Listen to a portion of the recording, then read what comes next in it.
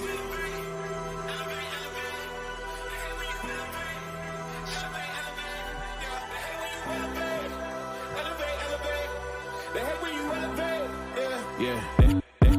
they hate when you elevate.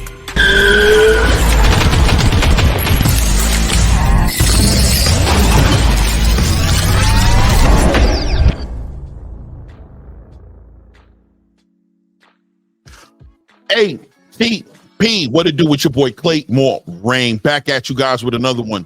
Shout out to all my subscribers. If this is your first time tapping into the content, I'm gonna invite you to go ahead and hit that subscribe button, hit your bell icons as well, so you all getting alerts when all this content is dropping. So Tank Davis back in the news, top of the game, and you know when Tank tweets, the world listens. Well, recently Cigar Stalk Najee, I don't know his last name. Shout out to you, Najee. You know, ain't nothing but love here and respect for your platform and what you guys are doing out there and providing for the boxing space right now. The content is A1, stellar. You're getting the best interviews in the game.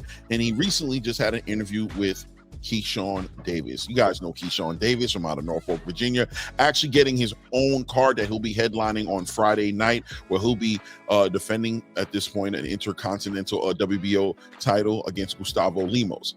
By the way, Gustavo Lemos, out of pocket, diabolical, 6 pounds overweight for this fight. Crazy, but Keyshawn Davis, being the warrior that he is, will take the fight and probably going to end up winning the fight. Hopefully stop Gustavo Lemos. We got to start being a little stricter and figure out some real reasons, some real good incentivized punishment and consequences for fighters who aren't making their weight. I digress, but it is a sensitive topic for me. I think that is so unprofessional. But let's stay on topic with what is going on right now with Tank Davis. So listen, man, Najee interviews Keyshawn Davis. And of course, listen, anybody who's at 135 pounds right now, who's aiming at becoming a champion in that division, who wants to unify, become undisputed, or even be considered the best pound for pound fighter in that division, you can't not be in that division right now and not be talking about Gervonta Tank Davis. Come on, this guy is considered to be a face of boxing, and he happens to be in your division. Any real journalist worth any bit of their I'm trying to think of the word. Anyway, any good journalist out there is going to ask a fighter, especially on Keyshawn Davis's level, where he's at right now, how he matches himself up against a face of boxing in Gervonta Tank Davis. And listen, this has been going on for a long time with Gervonta. He does not appreciate fighters calling him out. He doesn't like his name being in any kind of conversation. His motto is keep my name out of your mouth. His team has been on record damn near begging fighters to not say their name or betting fighters to not say Gervonta Tank Davis's name for a whole year. Don't say his name. Just do your thing. Don't say his name. And this is a new thing, right? I think it's a new thing right now. I think throughout the history of combat sports, you've always seen the champion be called out by all the contenders who want a shot at becoming champions themselves. This has always been the normal, but with Gervonta Tank Davis, this has been an issue. Calling him out has been crossing the line. A lot of people have lost friendships based on calling him out. A lot of people who do interviews have lost access to Tank Davis. Tank Davis does not do too many interviews. His social media is very controlled and minimalized. He doesn't speak a lot.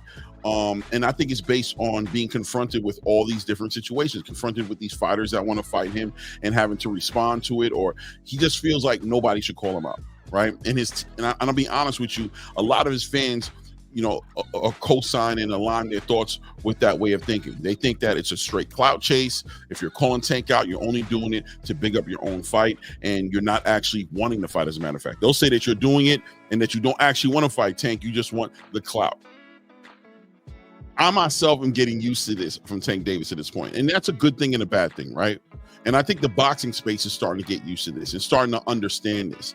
And listen, here's my fear for Tank Davis, and I don't even know if it's a worthwhile fear. What does it matter, right? Tank is doing great, doing what he does. But my fear is that ultimately the names will stop getting called out. People will stop calling Tank out. People will stop mentioning Tank in the conversations because, listen, nothing lasts forever. Things move on. The division is moving on. There's a lot of things going on in the division right now. A lot of young and upcoming fighters. You got Abdullah Mason, Andy Cruz. You got Floyd Schofield, obviously Keyshawn Davis, Raymond Moratala, obviously who's leading the crowd, and Shakur Stevenson. You have Mark Chamberlain from out of the UK. You got a lot of things going on in boxing. And boxing is going to continue to move on. And at some point in time, Tank Davis is going to hit a point where he will walk away from the sport, or where it will get real quiet about his name. And what will your legacy say for you if you don't fight a large portion of these fighters? Now, I know the fan base is going to say, listen, there he goes, hating Tank, holding Tank to these standards that he doesn't hold anybody else to. Well, newsflash for the whole entire boxing space and all the fans of Tank Davis. Tank Davis is a face of boxing. How many faces of boxing are there in the game? Of course, he'll be held to a different standard. But I tell you what, maybe as content creators, we need to accept the fact that Tank Davis doesn't like this. He doesn't want to be called out by anybody. He doesn't want to fight anybody he doesn't want to fight. I mean, I'm okay with that. And the fans also don't like it when we mention his name. So maybe as a content creation space in boxing, we need to start to understand that and stop saying Tank's name. Let's not ask fighters about Tank, right? Let's not ask Tank to be in competitive fights and challenge himself. Let's look at everybody else. There's enough fighters in the game right now that are fighting. William Zepeda and Shakur Stevenson supposedly have locked up a fight. We'll be seeing Keyshawn Davis, if he does well tomorrow, against Gustavo Lemos, challenging Dennis Berinchenko for his title, right? We'll see what Vasily Lomachenko does if he retires and vacates the belt, or if he defends the belt. Raymond Moratala is right there. You know, right there in position to also challenge for a title. There's so many different things going on in the division. Maybe the solution is leave Tank alone. He's done he's done most of what he came to do, right? He beat Ryan Garcia, he beat Rolly Romero, he beat Leo Santa Cruz, right? Yorkis Gamboa, all right? Jose Pedraza, right? Maybe these are his legacy fights. Maybe he's done enough and he's on his last hoorah of fights before he retires, and we should give him the grace to move as he sees fit, as he's already accomplished what he's come to accomplish. He's made a lot of money, and we should move on. You know, legacy is not for everybody, clearly. I've been confronted by other content creators that say, listen, what if Tank is not into legacy? What if he doesn't want to do legacy at all, and all he wants to do is make money? I'm not going to lie. I was at a loss of words, and I had to respect it and be like, well, maybe you're right. You know, I myself have always been a proponent supporting the idea of supporting fighters and pushing fighters to fight fights that they want to fight, right? I'm not into pushing fighters into fights they don't want to fight so much, because that gets us nowhere. And ultimately, who wants to see an unmotivated fighter fight a fight that they don't want to fight, right? Something to think about, I guess. But leave it in the comments. You guys let me know what you think. Are we doing too much? Are we asking too much of Tank?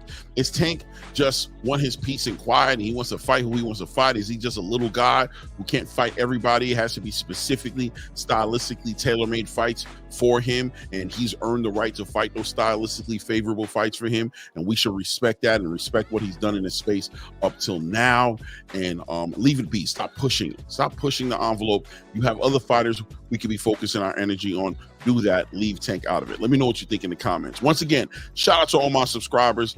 Thank you guys. You guys helping support this channel and keeping it where it's at. If this is your first time tapping into content, if you walked away with any type of perspective or anything worthwhile to you, feel free to subscribe to the channel. Hit your bell icons as well, so you are getting alerts when this content is dropping. But at this point, we had a good time while it lasted, but we out.